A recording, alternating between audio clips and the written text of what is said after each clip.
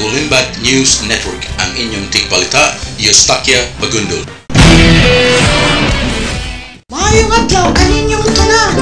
Ang nahiuna sa atong balita, mao ang mumabot nga dakong bagyo nga matud pa sa atong Weather Bureau. Kini adunay huyop sa hangin na 150 na kilometro per hora ug ubos sa kategoriyang 3. Kini mihagsa sama sa gibugaton sa 2,000 ka tonelada nga butaw.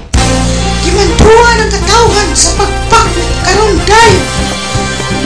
Ang kabaw ning komando makita ninyo nga karon na ano.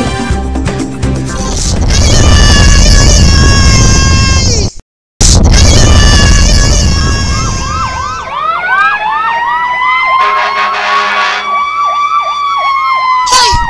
Ayaw ko kitata! Niluktan ka man og kamot! Ayaw! Ayaw pang hitap!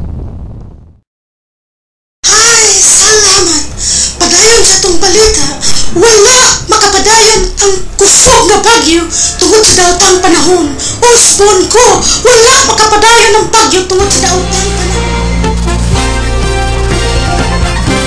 Sa atong balitang politikanhon, ang mga pangutana sa kadaghanan sa atong mga lumulupyo ay tungod sa umaabot nga eleksyon.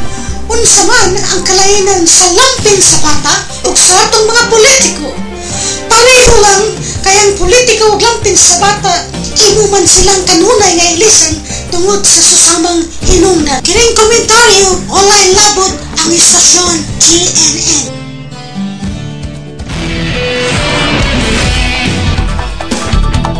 Sir, unsa may buot ipasabot sa pulong nga politika?